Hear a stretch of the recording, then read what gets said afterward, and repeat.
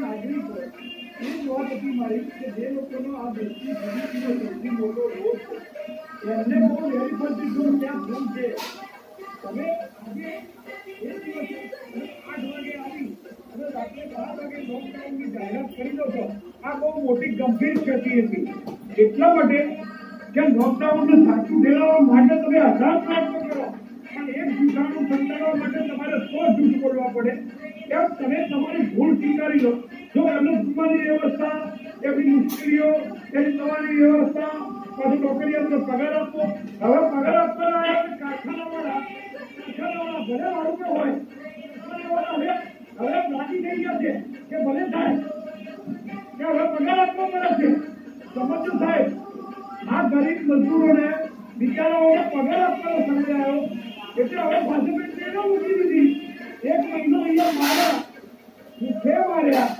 દવાઓ મળી નહીં બધા તો ભાઈ મુશ્કેલીઓના હોય નહીં ને ઉમરલાયક કે લોકોને અસર બાબા કારીગરોના પણ એટલે એમને હેરાન કરવાનું બાકી રાખ્યું નથી એમને કોઈ કસર છોડી નથી 4 દિવસ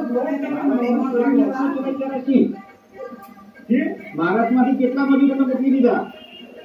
અરે મારી વાત પૂરી સાંભળો પછી તો તમે ભાજપની વાત કરવા ભાજપની વાત નહીં આ અત્યારે આપણે મુખ્ય મુદ્દા ઉપર ચર્ચા કરવી જોઈએ અત્યારે ભાજપ કે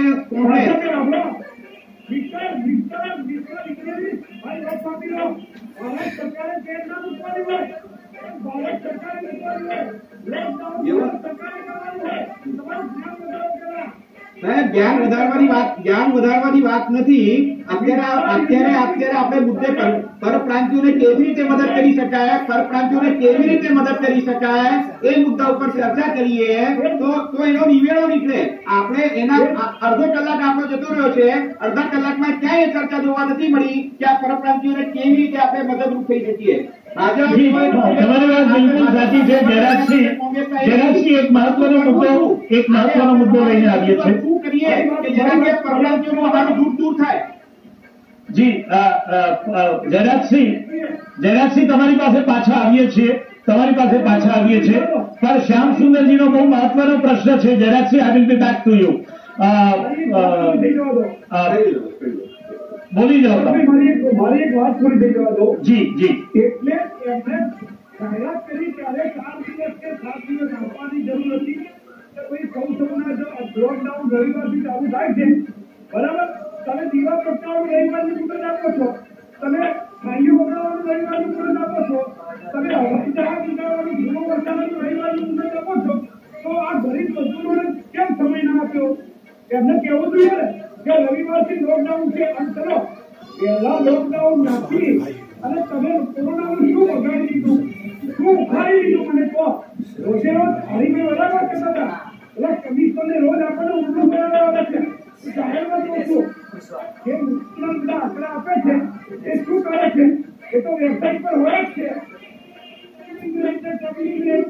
અરે ભાઈ ગરીબોને જવાની વ્યવસ્થા કરો હવે કોંગ્રેસના સમયમાં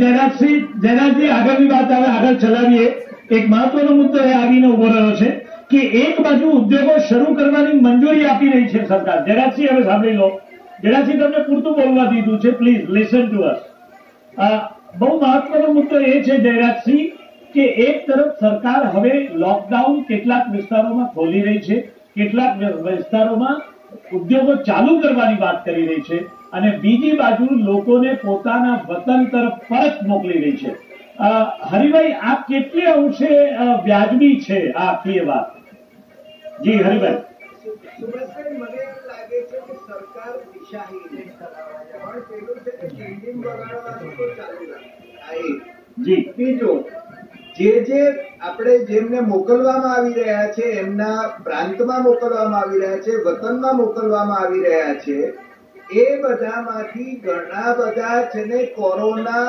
સ્પ્રેડ કરવાનું એક નિમિત્ત પણ બનશે. આ બાબત છે ને સરકારે સમજવાની જરૂર છે. જી. કારણ કે 80% કેસમાં કોરોનાના સિમ્ટમ્સ દેખાયા નહોતા. અમદાવાદની વાત કરીએ તો સુરતની પરિસ્થિતિ પણ જુદી નથી, અને એટલા માટે જ મેં ઓરિસ્સા તરફ, મને લાગે છે ભાઈ ઓરિસ્સાના જે પેલા સમાજના પ્રમુખ છે એ મને કહેશે એવી અપેક્ષા હતી. ઓરિસ્સાની ટ્રેન ગઈ ત્યારે ટ્રેનની અંદર પાછળથી ફોન કરીને કહેવામાં આવ્યું કે તમારો રિપોર્ટ પોઝિટિવ છે. હવે આ પ્રકારની જો વ્યવસ્થા, અને વ્યવસ્થા ના કહેવાય, એને તો અવ્યવસ્થા જ કહેવાય. એટલે ખરેખર તો આ બધા જ જે મજૂરો છે, હું એમને બિચારા બાપડા ગણતો નથી. એમને સ્વાભિમાન સાથે મદદ કરવાની જરૂર છે. મદદ છે નહીં, આપણે આ એમનો અધિકાર છે. એટલા માટે હું કહું છું, એ કઈ બિચારા બાપડા નથી. એમને કારણે આ દેશ રૂડો છે. એને કારણે આપણે છે ને આ ઉત્પાદન કરી રહ્યા છે. એને કારણે ગુજરાત છે ને નંબર 1 છે. આ બધી બાબતોને આપણે ઢોલ પીટીએ છીએ ત્યારે આપણી એમના પ્રત્યે ફરજ ખરી કે નહીં. બીજું, મને હમણાં જ એક મેસેજ મળ્યો કે જામ જોધપુરથી જે આવા મજૂરો નીકળ્યા એમની પાસેથી 5 વર્ષથી ઉપરની ઉંમરના હોય મજૂરોની પાસેથી એમને મોકલવા માટે 1400 રૂપિયા ઉઘરાવવામાં આવ્યા. સરકાર એમને ફ્રી ઓફ કોસ્ટ ન મોકલી શકે. આ વાત પણ મહત્વની છે. બીજી, તમે શરૂઆતમાં જે વાત કરી, આપણો મૃત્યુદર ઓછો છે કારણ કે આપણે ત્યાં ટેસ્ટિંગ ઓછું છે. આપણે ત્યાં કોરોનાના ટેસ્ટિંગ ઓછા થઈ રહ્યા છે. મૃત્યુને પેલા જયંતિબેન રોજ છે ને આપણને સમજાવે છે કે ફલાણા ભાઈને તો હાર્ટનો પ્રોબ્લેમ હતો, ફલાણા ભાઈને તો ડાયાબિટીસનો પ્રોબ્લેમ હતો. કોને ઉઠા ભણાવો છો? શાને માટે ઉઠા ભણાવો છો તમે આ બધા? એટલે સરકાર છે ને એ પ્રજાની છે, આપણી બધાની સરકાર છે. સરકારની ટ્રાન્સપરન્સી હોવી જોઈએ. બીજો, પંજાબમાં ધારો કે મહારાષ્ટ્રમાંથી જે ગયા એ લોકોને કારણે કોરોના વધ્યો છે. હવે આવતા દિવસોની અંદર આ રાજ્યોની અંદર શું થશે એ તો એક પ્રશ્ન ઉભો જ રહે છે. પણ સાથે સાથે મારા રાજ્યના ઉત્પાદનને ક્યારે શરૂ કરી શકાશે? સરકારની પાસે કોઈ જો દિશા હોય તો એ છે ને લોકડાઉન ઉઠાવી લઈને ઉદ્યોગો ચાલુ કરવા માંગે છે, બીજી સાઇટો ચાલુ કરવા માંગે છે. મજૂરો ક્યાં છે? મજૂરો ક્યાંથી આવવાના છે? અને એ મજૂરોની આરોગ્યની જવાબદારી કોણ લે છે? એટલે એ આપણે છે ને આ બધી બાબતોનો પણ ખ્યાલ કરવો જોઈએ. પેલા ભાઈ કહેતા હતા કે મજૂરો માટે શું વ્યવસ્થા કરી એની વાત આપણે કરીએ, બરાબર છે. પણ આ બધા સંલગ્ન પ્રશ્નો છે જેનો છે ને સરકારે વિપક્ષોની સાથે મળીને એનો હલ કાઢવો જોઈએ. જી જી જી, તમારી વાત બિલકુલ સાચી છે. દિનેશસિંહ, બહુ મહત્વનો સવાલ તમને પૂછવામાં આવી રહ્યો છે કે જે રીતે શહેરની આજુબાજુના વિસ્તારોમાં ઉદ્યોગો ચાલુ કરવાની વાત કરવામાં આવી છે, પરંતુ ક્યાંય ટ્રાન્સપોર્ટેશન ચાલુ નથી, તો શહેરના ખૂણાઓમાં રહેતા એ મજૂરો, દાખલા તરીકે અમદાવાદની નજીક સાણંદમાં લોકડાઉન ખુલ્લું છે અને ત્યાં આગળ કોઈ ઇન્ડસ્ટ્રીયલ હાઉસ ચાલુ કરવું છે, તો અમદાવાદના કોઈ ખૂણેથી એ મજૂરોને આ સાણંદ સુધી લઈ જવાની વ્યવસ્થા શું છે? એ કેવી રીતે ત્યાં પહોંચી શકશે? જી દિનેશસિંહ. જે તે સંસ્થાઓમાં જ્યાંથી એ પરમિશન આપવામાં આવી છે એ પરમિશનમાં એ પ્રમાણેની નોર્મ છે કે જે બી વર્કરો છે એ કેવી રીતના આવવું એના માટે એના આઈડી બતાવશે એટલે એને ત્યાં જવા દેવામાં આવશે. પણ શેના દ્વારા જશે? સાયકલ પર જશે? કેવી રીતે જશે? ચાલતો જશે? જે લોકો લોકડાઉન છે ખરું, પણ લોકડાઉન સાથે લોકો પોતાના વ્હીકલને જે રીતના જતા હતા એમાં કોઈ બાંધછોડ નથી. ગઈકાલે જે હાઈવે ટ્રાન્સપોર્ટેશનમાં જતા હતા, એક છકડામાં 10-10, 12 લોકો જતા હતા. છકડા રિક્ષાઓ અને નાની નાની રિક્ષાઓ બંધ છે અત્યારે. પ્રાઇવેટ ટ્રાન્સપોર્ટેશનમાં જયારે જતા હતા ત્યારે આ સોશિયલ ડિસ્ટન્સની વાત નહોતી. એક મિનિટ, મારું એમ કેવું, હું એક કોલેજનો ડાયરેક્ટર છું. I don't drive. મારે કઈ રીતે જવું એ મારા માટે પણ જો પ્રશ્ન હોય તો જે મજૂરો છે જેની પાસે વાહન નથી એ જશે કઈ રીતે? પબ્લિક ટ્રાન્સપોર્ટ શું વ્યવસ્થા કરી? જેની જોડે વાહન નથી એ જે સંસ્થા ચાલુ કરશે, જે ઉદ્યોગ ચાલુ થશે એ ઉદ્યોગોને એ જવાબદારી સોંપવામાં આવી છે કે એ લોકોને લઈ જાય અને એમને એવી રીતે રાખે. અને જે લોકો ત્યાં જશે એ લોકોને ત્યાં રાખવાની વ્યવસ્થા અને જમવાની વ્યવસ્થા બી ત્યાં કરવી એવું સરકારથી કહેવામાં આવ્યું છે. જી જયરાજસિંહ, તમારે બી કેવું છે? જયરાજસિંહ. જી. કે પહેલી વાત તો એ કે એક બાજુ સરકાર ટ્રેન મોકલી મજૂરોને ગુજરાતમાંથી જવાના ચાલુ થયું છે. ટ્રેન મોકલી સરકાર પોતે કેવી કન્ફ્યુઝ છે નીતિઓ પર એની વાત કરું છું. અને બીજી બાજુ અત્યારે સૂચનો કંઈક આપો તો વધારે સારું. પાર્ટીની વાતો છે ને એ અત્યારે ના કરવી જોઈએ જયરાજજી. અત્યારે જે છે ને પાર્ટી છે ને એ પાર્ટી કોણ છે એમની વાત સાંભળી લઈએ. દિનેશજી એમની વાત સાંભળી પછી કહું. મારી વાત દિનેશભાઈ સાંભળો. હા હા પાર્ટી નહીં, સરકારની વાત કરું છું, તમે પાર્ટી ના કરી જાઓ. મારી વાત તો પહેલા સાંભળો મારા. હા ભાઈ કહો. દિનેશસિંહ ભાજપના પ્રવક્તા છે. પહેલા એ છે કે તમે એક બાજુ ટ્રેનની વ્યવસ્થા કરી મજૂરો ગુજરાતની બહાર એમના ગામડે જાય રોપણ કરો છો, એ જ સરકાર બીજી બાજુ કારખાના ચાલુ કરવાની વાત કરે છે. ટ્રાન્સપોર્ટેશનની વ્યવસ્થા નથી. સરકાર એમ કે પગાર ચૂકી જાય તો વેપારીનું નામ આપે સરકાર મને વેપારીનું નામ કે જે પોતાના મજૂરોને પૈસા ચૂક્યા હોય તે ખાનદાન માણસો નથી એવું નથી, બધું છે, માનવતાવાળા માણસો પણ છે. બધાને ટીકામાં એક લાકડીએ ના આપી શકાય. પણ તમે બહુ સ્પષ્ટ કહો, કોઈ એવું માનવાનું નથી, કારણ નથી. ગરીબ લોકો મરી જશે, એમને પણ ભાજપ કોંગ્રેસની વાત નથી.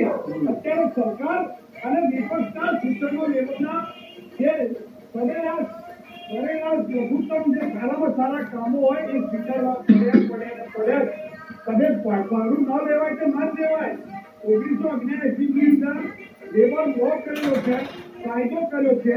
એના કલમ સેક્શન 15, 16 અને 17 સુભાષભાઈ 15, 16 અને 17 ની અંદર સ્પષ્ટ જોગવાઈ છે કે તમારે પંજીકૃત કરાવવું પડે, એટલે રજીસ્ટ્રેશન કરાવવું પડે, એનો આધાર કાર્ડ આપવું પડે. એ લેબર લો પ્રમાણે એને 15 દિવસ આવે ત્યારે એને રોકડા તેના એડવાન્સ પૈસા આપવા પડે. એના બ્રશ લાવવા, સાબુ લાવવા, ટૂથપેસ્ટ લાવવા, તેલ લાવવા, એની વ્યવસ્થામાં એડવાન્સ પૈસા આપવાના. આટલો આગમ જતો હોય તો એને જવાનું ઘરની સુધી જેમ આપણે જઈએ એટલે રિટર્ન ટિકિટ લઈએ છીએ, ફોરેન જતા હોઈએ છીએ ફરજિયાત રિટર્ન ટિકિટ લઈએ છીએ. એમ એના જવાના ભાડા સહિતની કોંગ્રેસની સરકારોએ આયોજન કર્યું છે. પણ આ પહેલી વખત આટલા વર્ષો પછી આ મહામારી ભાગીદારોને ચિંતા પહેલી વાર બને છે દેશરૂપી. એટલે આ થયું છે.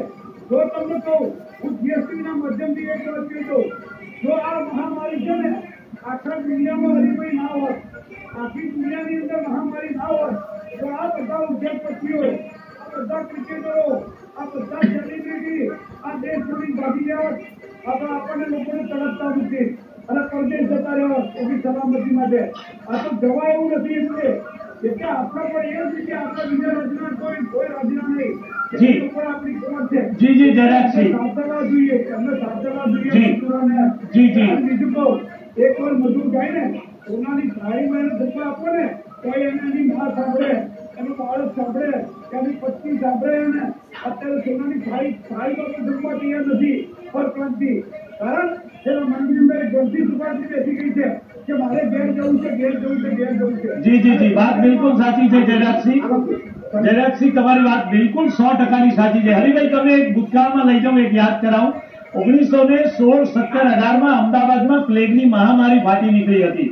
ત્યારે અમદાવાદના મિલ મજૂરોને રોકી રાખવા માટે મિલ માલિકોએ બમણું વેતન આપવાની વાત કરી હતી અને ગાંધીજી અને અંશુયાબેન સારાભાઈને ઉપવાસ પર ઉતરવું પડ્યું હતું એ કારીગરોને પગાર ચૂકવણી કરાવવા માટે. તો શું આ મજૂરોને પાછા ગુજરાતમાં રોકી રાખવા માટે શું ઉપાય આપણે શું સરકારને શું સૂચવશો તમે હરિભાઈ?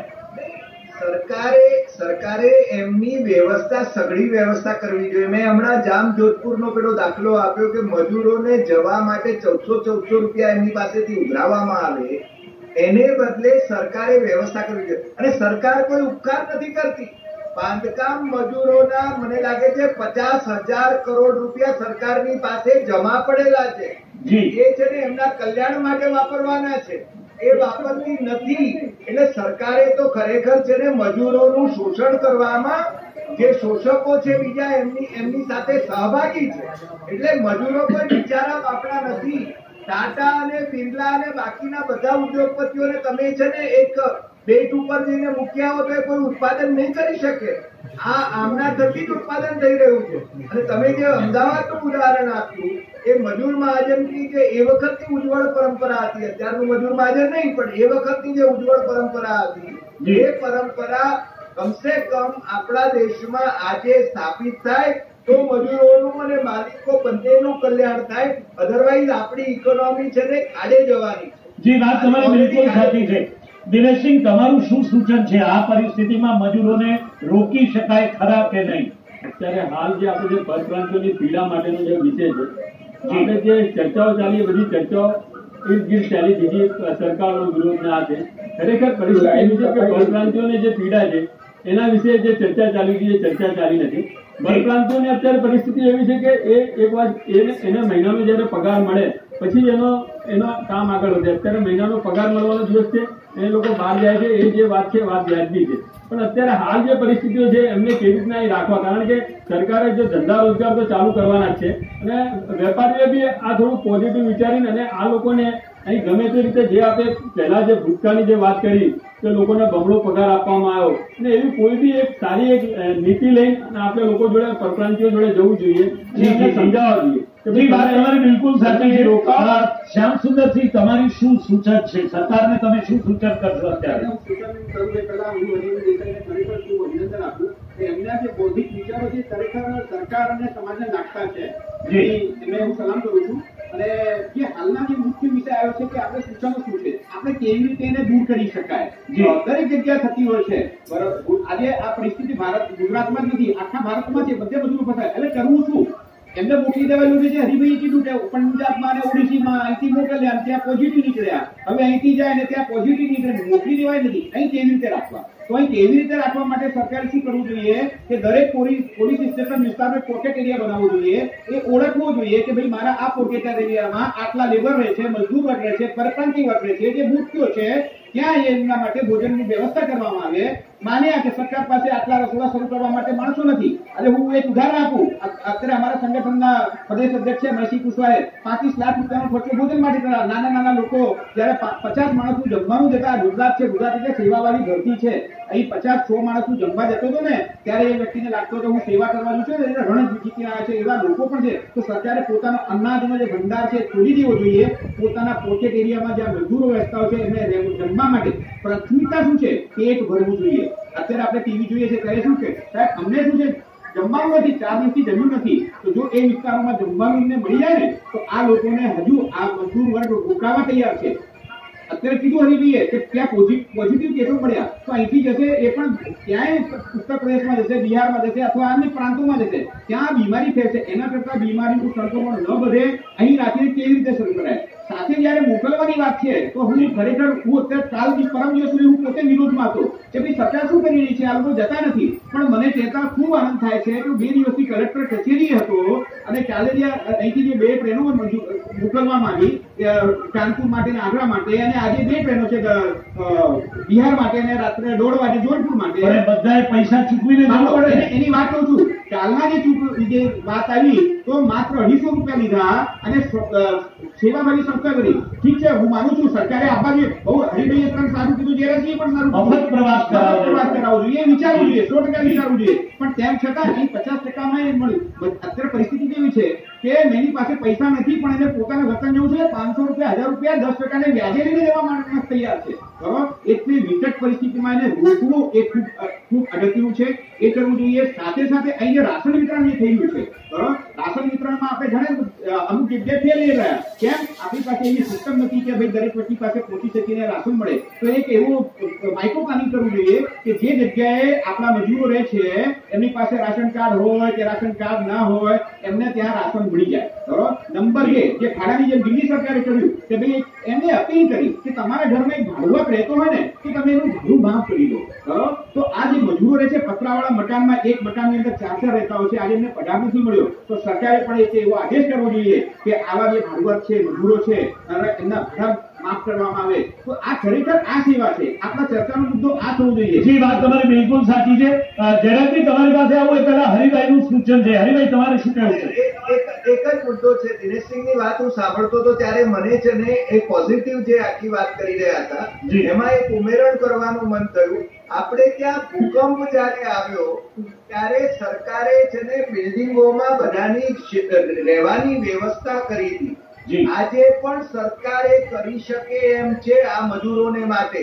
મને લાગે છે જયરાજસિંહ પણ મારી સાથે સંમત થશે કે આવી વ્યવસ્થા સરકારી તંત્ર જો નક્કી કરે અને ખાલી ફ્લેટો, મને લાગે છે એ વખતે નિર્માના ઘણા બધા ફ્લેટ ખાલી હતા, એનો પણ ઉપયોગ કરાયો હતો અહીંયા અમદાવાદમાં અને બીજી જગ્યાએ પણ થયો હતો. એટલે આવી કોઈ વ્યવસ્થા કરવામાં આવે. અને દિનેશસિંહે જેમ કહ્યું એમ કે એમના વિસ્તારની અંદર જે જાણકાર છે અને એમની વ્યવસ્થા ત્યાં ને ત્યાં કરાય તો છે ને એ લોકો રોકાય અને તો આપણું ઉત્પાદન છે ને એ વધશે, ગુજરાતનું ઉત્પાદન વધશે તો છે ને આપણે છે ને ઔદ્યોગિક ક્ષેત્રે પણ આગળ વધીશું. આપણે તો વી આર ગ્રેટફુલ ટુ આ જે મજૂરો છે એમના આપણે આભારી છીએ. જી જી જી જી જયરાજસિંહ, આજે તમે અમારા GSTV પર અત્યારે દ્રશ્યો જોઈ રહ્યા છો જયરાજસિંહ, કે રાજકોટની અંદર શ્રમિકો મુખ્યમંત્રીના વિસ્તારમાં શ્રમિકો ભેગા થઈ ગયા છે, રોડ પર આવી ગયા છે, વતન પરત થવાની માંગણી કરી રહ્યા છે. એ દ્રશ્યો પણ તમે જોઈ રહ્યા છો ને પોલીસ એમને અત્યારે કંઈક સમજાવી રહી છે. તો મહત્વનું એ છે કે આ મજૂરો માટે ખરેખર એમને રોકવા જોઈએ કે વતન એકવાર મોકલી દેવા જોઈએ ને પછી પરત લાવવા જોઈએ, શું કરવું જોઈએ? ટેકનોલોજીની વાત કરી જી, હું વેરી ફર્સ્ટ મારી વાત આ હતી કે દિનેશભાઈને થોડું પોલિટિકલ અવલોકન લાગ્યું. વખતમાં એમની વાત પણ વિસ્તર છે, પણ મારી વાત એટલી છે કે સરકાર આન્સરેબલ હોય તો બસ એટલું તો માનો છો ને કે પ્રશ્નો કોને કરવાના? સરકારને. તમારે સરવાળે આપણે ભારતીય જનતા પાર્ટી નથી કરતા, સરકારને છે. સરકાર જેની હોય એને જવાબ આપવો. સરકાર બધાની છે, આપણા સૌની છે. હા, એટલે જેની હોય પણ જવાબ તો આપવા જ પડે.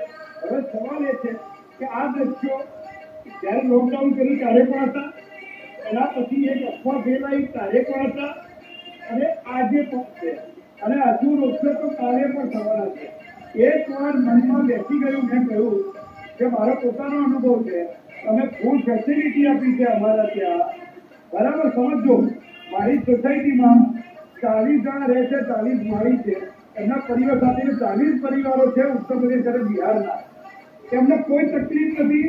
લગભગ ક્લાસ 2 ઓફિસર જેવા ક્વાર્ટર્સ છે, ફેમિલી સાથે સોસાયટીની અંદર જ રહે છે. એ બહાર ક્યાંય જતા નથી, એમના ઉપર કોઈનો વ્યાયામ નથી કે સંક્રમિત હોય, છતાંય એમને કઈ બહાર જતા અમે નથી જતા, મારી તરીકેનું કામ કરે સોસાયટીમાં. પણ એમને મન બનાવી દીધું સોનાની થાળીમાં પણ અત્યારે જમવા આપીએ તો એક વાર એ ઘરે નહીં જાય ત્યાં સુધી આને હલ નથી. એક વાર એ ઘરે જશે. એટલે જે તમે મારી વાત એ હતી કે સરકાર અત્યારે જેમ મારી ભાઈએ કીધું કે પ્રદીપસિંહજી જલ્દી લઈને આવ્યા તો સારું લાગ્યું. પ્રદીપસિંહજી તો મેચ્યોર માણસ છે અને સરકાર જેવું પણ લાગે. તમે જુઓ એમને ક્યાંય પ્રદીપસિંહજી સ્ટેશન ઉપર હતા કોઈ અમાર ક્યાંય તમને ભાજપ જેવું નહોતું લાગતું, કોઈ ખાનદાની પૂર્ણ વર્ત્યા હતા. તે જ વાત કહેવા માંગતો હતો કે આને પોલિટિસાઇઝ કર્યા વગર આ ઇસ્યુ સોલ્વ કર્યો હોત પહેલેથી. જુઓ જયારે દેશની અંદર 300 કેસ હતા સુભાષભાઈ, ત્યારે પેલો લોકડાઉન કર્યું, 329 કેસ હતા મને યાદ છે, અને લોકડાઉન જાહેર કર્યું.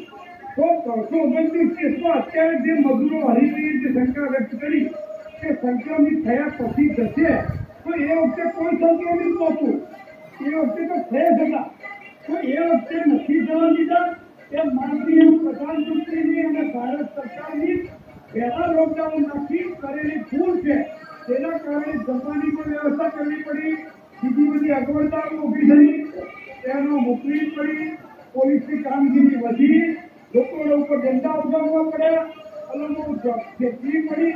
આ બધા પ્રશ્નો ફક્ત જેમ મેં કહ્યું આગલી વાતમાં કે અમને 4-5 દિવસની મુદત આપી હોત કે આવતા રવિવારથી હવે લોકડાઉન જાહેર થઈને 12 વાગ્યાથી, તો આ જેને જવું હોત તે જઈ શક્યા હોત. જી જી જી. રહી વાત સરકારના આદેશોની, તો સરકારના આદેશો ફક્ત કાગળ ઉપર છે. વાસ્તવિક રીતે આ દેશની અંદર 10 લાખ મજૂર છે. એક ટ્રેન 500 જણાને લઈ જાય, 2 ટ્રેન ગઈ 2400 લોકો ગયા, ત્યાં 2400 અને ત્યાં 10 લાખ. તમે કોપરા કરી લો, ત્યાં 2400 અને ત્યાં 10 લાખ. એટલે માત્ર આ કોઈ વિકલ્પ નથી.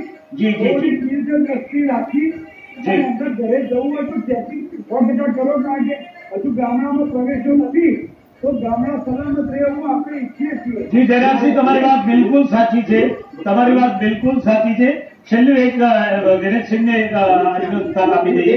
એક વસ્તુ કહેવા માંગીશ, ધીરજભાઈએ કીધું કે જયારે પ્રદીપસિંહ ત્યાં રેલવે સ્ટેશન ગયા ત્યારે ભાજપ એવું કંઈ લાગ્યું નહીં. આ વાતને હું સામાજિક આગેવાન તરીકે કહું કે છેલ્લા 4 દિવસથી ઉત્તર પ્રદેશના વસતા લોકો, બિહારના વસતા લોકો માટે એમને સતત ચિંતા છે. એવી હું વ્યક્તિગત એનો દબાવ છું. હું જાતે વિરોધ કરતો હતો કે સરકાર શા માટે કંઈ કરતી નથી. પણ જયારે 4 દિવસ એમણે કર્યું મારી સાથે સંકલન, અને એમણે સમાજ સાથે સંકલન કરી એ પૂછ્યું કે બહુ જ સાચી વાત કરી છે દિનેશસિંહ. આપણો સમય પૂરો થયો છે. તમે બહુ સારી અને પોઝિટિવ વાત કરી કે પ્રદીપસિંહ એ રાજ્યના ગૃહમંત્રી તરીકે એમણે ખૂબ સારી કામગીરી બજાવી છે. આપણે એમને પણ અભિનંદન આપીએ. પણ મિત્રો, બહુ જ મહત્વનું છે કે હવે એમને વતન પરત ફરતા કોઈ રોકી નહીં શકે. ભલે એમને સોનાની થાળીમાં ખોળીઓ આપીએ, પણ એક વાર તો વતન પાછા મોકલવા પડશે. સળગતો સવાલ એ છે કે વતન મોકલી તો દઈશું, પૈસા ટિકિટ કેવી રીતે કાઢશે એ લોકો? 1200, 1400, 700 રૂપિયા ખર્ચીને એમને વતન જવું પડે, જ્યારે એમની પાસે આમદાની નથી, ખાવા માટે કશો ખોરાક નથી, અને એમને કોઈ ફૂડ પેકેટ આપીને ટ્રેનમાં રવાના કરવામાં નથી આવતા. ત્યારે એમની પરિસ્થિતિ શું થશે એ પણ એક બહુ મહત્વનો મુદ્દો છે.